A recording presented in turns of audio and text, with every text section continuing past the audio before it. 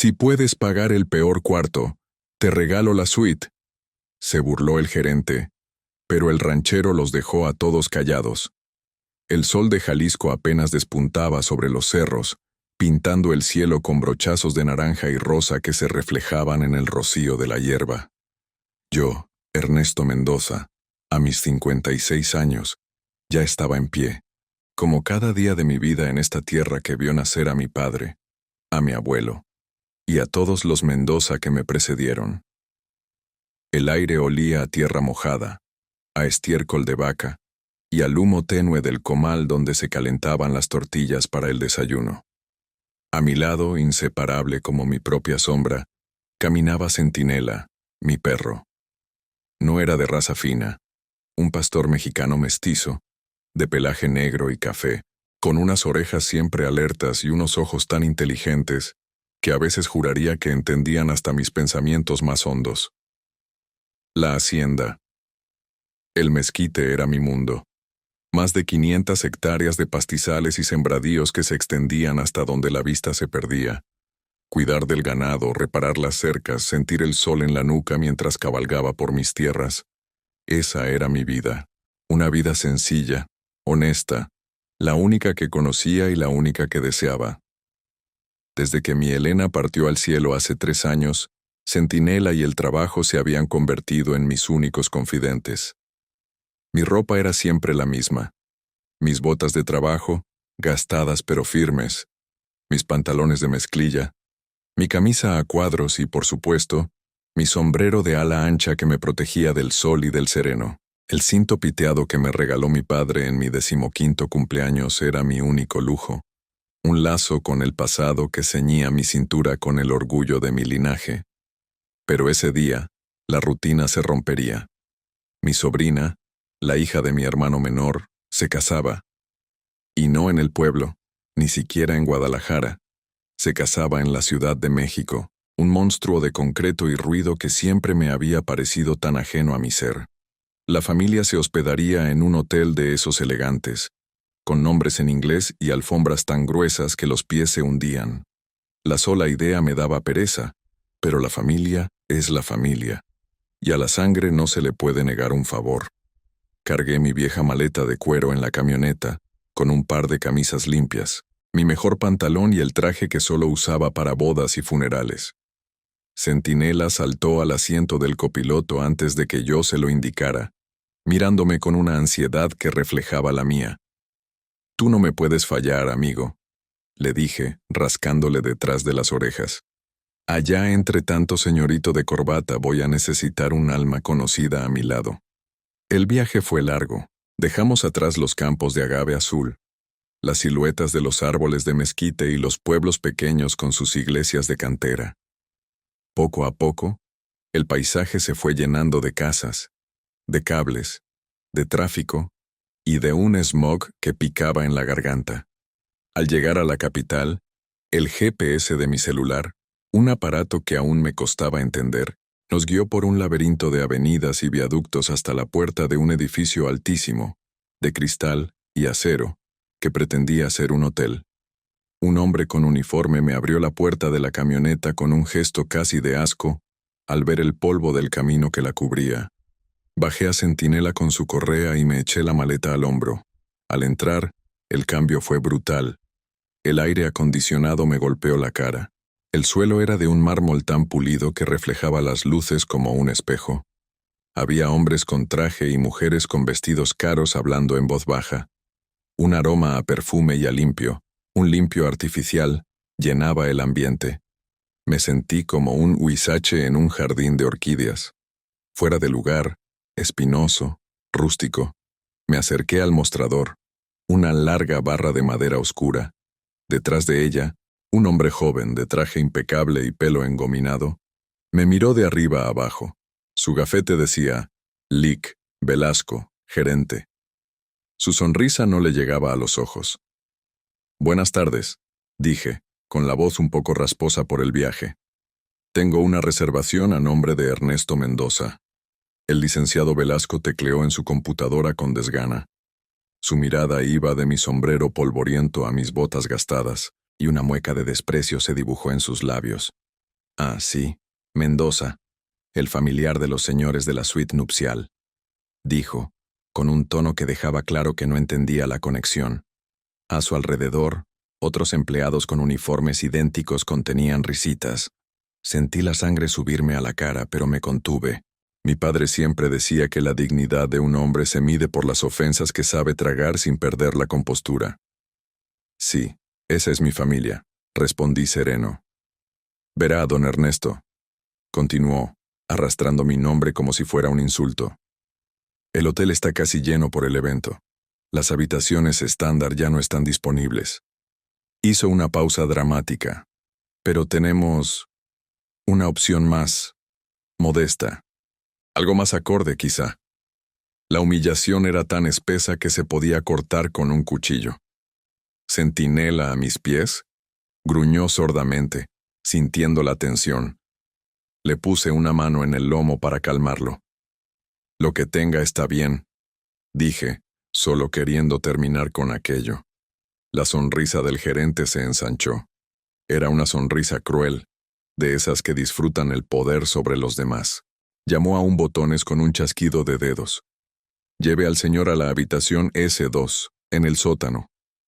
Luego se inclinó sobre el mostrador, bajando la voz para que solo yo y sus secuaces lo escucháramos. Mire, hagamos un trato, ranchero. Si puede pagar el peor cuarto que tenemos, le regalo la suite presidencial. La carcajada ahogada de una recepcionista fue como una bofetada. No dije nada. Saqué mi cartera, una pieza de cuero sobado por los años, y puse sobre el mármol los billetes para cubrir la noche. Los conté despacio, con calma. El licenciado Velasco los tomó con la punta de los dedos, como si estuvieran sucios. Que tenga una placentera estancia, se burló. Seguí al botones por un pasillo lujoso. Luego bajamos en un elevador de servicio que olía a productos de limpieza. Llegamos a un sótano húmedo, con tuberías a la vista y focos que parpadeaban. La puerta S2 era de metal, despintada. Dentro, el cuarto era poco más que un closet. Una cama de catre, una silla desvencijada y un baño diminuto. El olor a humedad era penetrante. El botones dejó mi maleta, tomó la propina que le ofrecí sin mirarme a los ojos y se fue, cerrando la puerta con un eco metálico que selló mi humillación. Me senté en el catre, el cuerpo cansado y el alma herida. Centinela apoyó su cabeza en mi rodilla y gimió suavemente, como si quisiera absorber mi tristeza. Tranquilo, amigo, le susurré. Solo es una noche. Mañana veremos a la familia, y todo esto será un mal recuerdo. Pero el perro no se tranquilizaba. Estaba inquieto, olfateando cada rincón de la celda miserable. La noche fue larga. El ruido de las tuberías y el goteo constante de agua en algún lugar cercano no me dejaban dormir.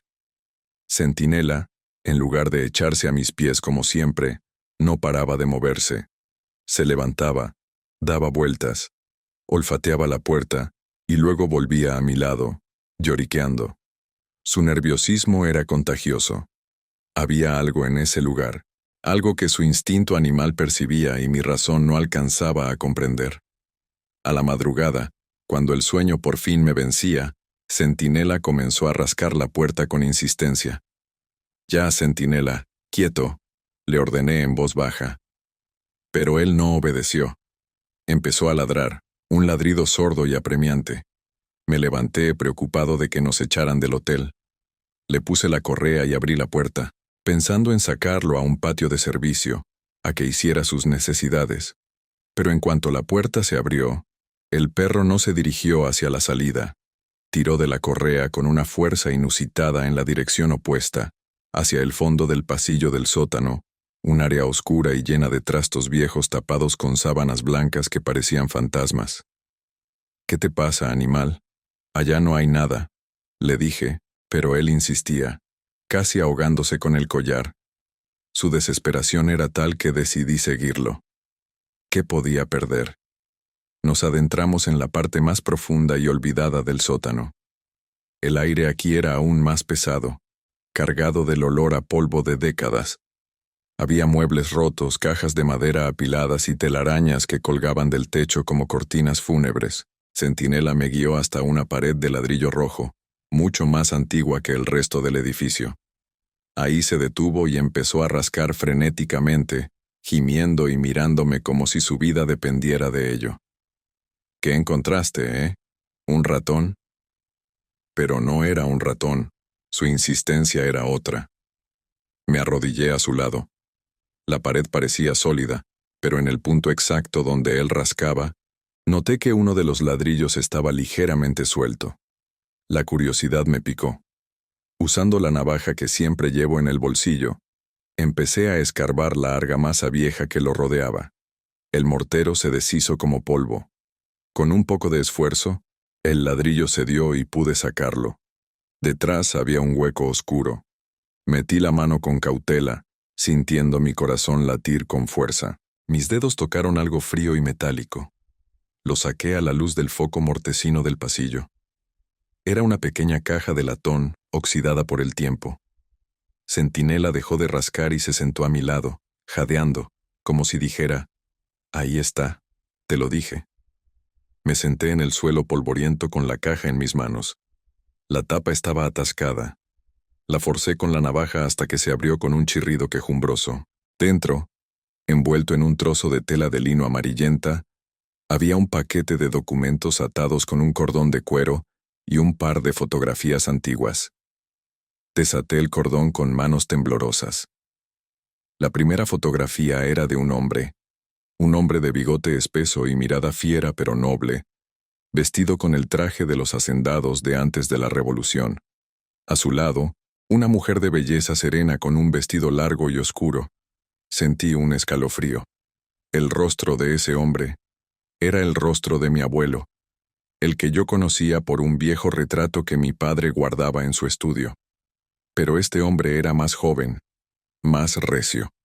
Debajo de las fotos estaban los documentos. Eran escrituras, con sellos oficiales y una caligrafía elegante y arremolinada. Mis ojos buscaron el nombre del propietario, don Crescencio Mendoza, mi bisabuelo. Y la propiedad descrita no era la hacienda El Mezquite. La dirección, las colindancias, los detalles, correspondían, sin lugar a dudas, al terreno donde se levantaba este mismo hotel. Hojeé los papeles. Eran las escrituras originales de la propiedad, un título de dominio perfecto. Junto a ellas, había un fajo de cartas. La tinta se había desvanecido en algunas partes, pero la letra era legible. Eran de mi bisabuela, dirigidas a su hermana. Contaban la historia con una claridad dolorosa. En 1910, al estallar la revolución, mi bisabuelo Crescencio, un hombre de bien pero con tierras, fue amenazado por un general federal corrupto que codiciaba su propiedad en la ciudad. Para proteger a su familia de la violencia que se cernía sobre ellos, don Crescencio los envió a la hacienda en Jalisco, pensando que sería algo temporal. Él se quedó para defender lo suyo. Las cartas narraban cómo el general tomó la propiedad por la fuerza, falsificando documentos y amenazando a mi bisabuelo de muerte si alguna vez regresaba. Don Crescencio, para salvar la vida, tuvo que huir y reunirse con su familia en el campo, perdiendo para siempre su patrimonio en la capital. Antes de irse, escondió las escrituras originales y estas cartas en el sótano de su propia casa, con la esperanza de que algún día la justicia prevaleciera y su familia pudiera reclamar lo que era suyo. Una esperanza que murió con él en el exilio de su propia tierra. Me quedé helado. El lujoso hotel que me había humillado, que me había relegado a un calabozo, había sido construido sobre los cimientos de la casa de mi bisabuelo, sobre el sudor y el sueño robado de mi propia sangre. La ironía era tan amarga que me quemaba la garganta. Centinela apoyó de nuevo su cabeza en mi regazo, como entendiendo el peso del descubrimiento. No era solo un perro, era un guardián de la memoria, un puente entre el pasado y el presente. Su lealtad no era solo hacia mí, sino hacia el linaje que ambos compartíamos, el de esta tierra y esta familia. Regresé a la miserable habitación con la caja de latón bajo el brazo. Me senté en el catre con los documentos extendidos sobre la colcha raída.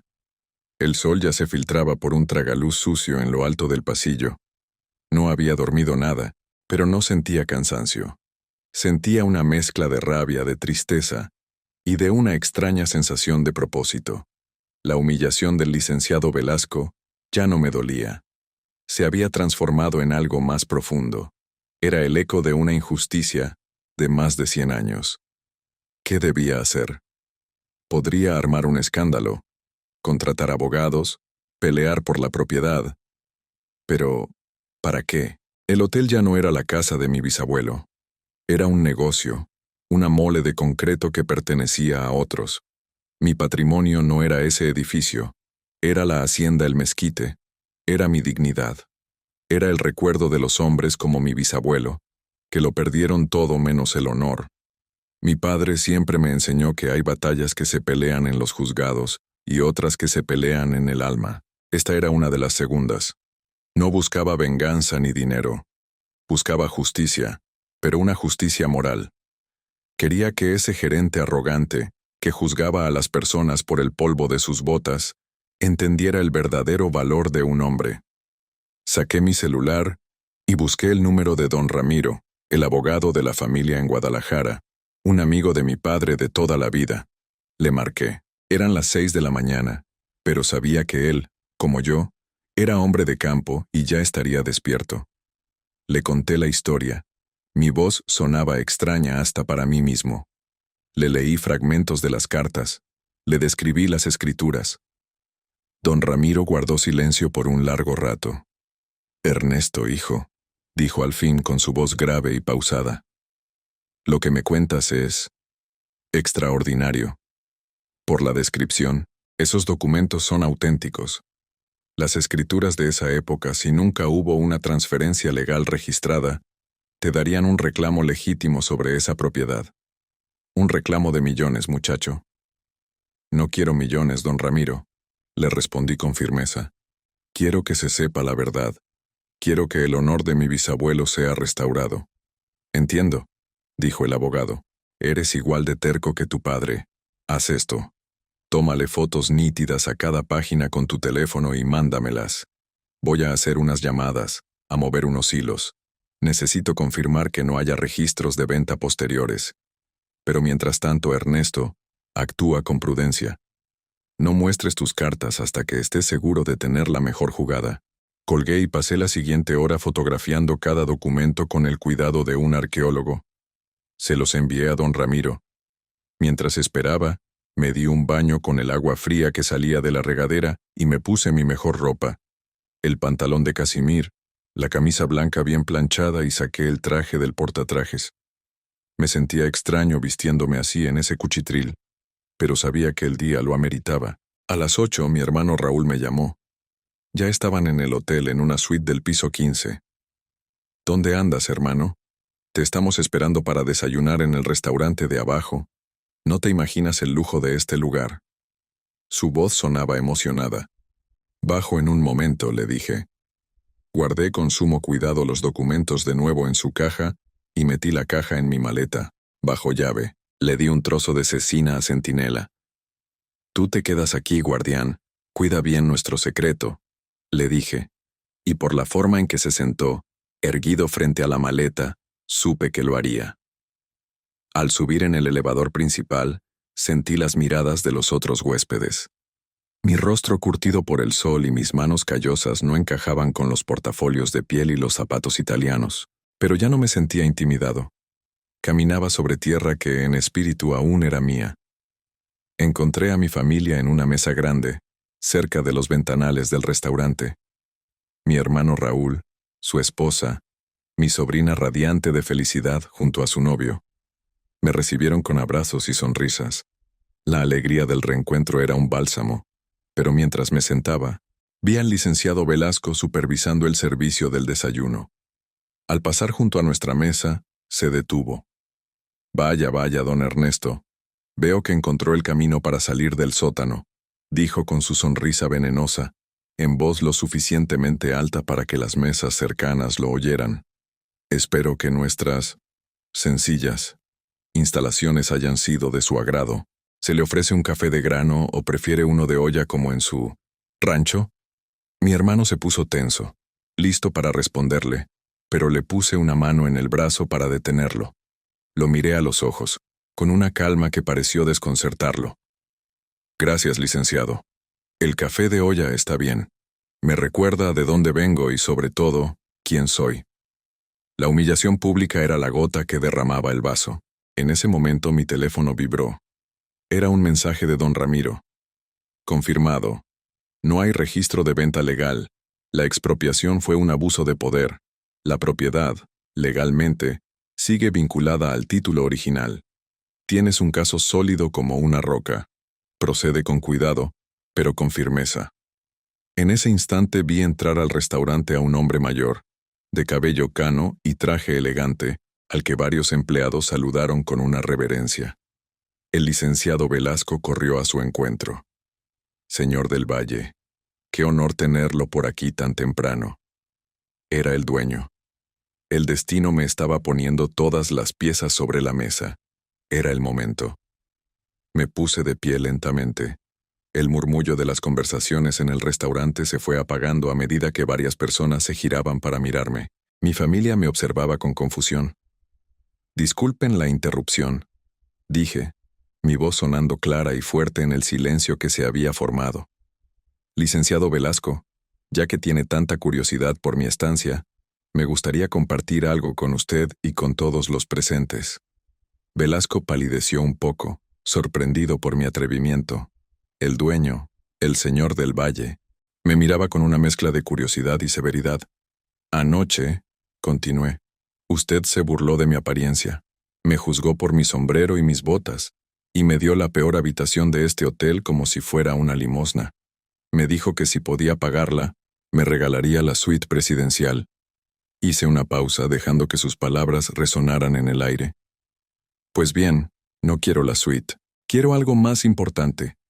Quiero que conozca la historia de este lugar sobre el que usted camina con tanta arrogancia. Me dirigí al señor del Valle. Señor, con todo respeto, le pido que me escuche. Mi nombre es Ernesto Mendoza, y este hotel fue construido sobre la casa y la tierra que le fueron robadas a mi bisabuelo, don Crescencio Mendoza, en 1910. Un jadeo colectivo recorrió el salón. El rostro de Velasco pasó del blanco al rojo. Eso es absurdo. Este hombre está loco. Seguridad, balbuceó. No tan rápido, Velasco, dijo el señor del Valle, levantando una mano para silenciarlo. Se acercó a mi mesa. Señor Mendoza, esa es una acusación muy grave. ¿Tiene alguna prueba de lo que dice? Era la pregunta que esperaba. Me incliné y abrí mi maletín que había traído conmigo. Saqué la caja de latón y la puse sobre la mesa. La abrí y extraje los documentos amarillentos. Tengo las escrituras originales de la propiedad, firmadas en 1898, dije, extendiéndole el documento principal. Tengo cartas de mi bisabuela que narran cómo un general revolucionario los despojó de todo, bajo amenaza de muerte. Tengo fotografías. Y tengo el dictamen preliminar de mi abogado, que confirma que nunca hubo una venta legal de esta tierra. El señor del Valle tomó los papeles con un cuidado reverencial. Sus ojos, los de un hombre de negocios acostumbrado a leer contratos, recorrieron las líneas. Examinó los sellos, la caligrafía. Miró la fotografía de mi bisabuelo y luego me miró a mí. Vio el parecido.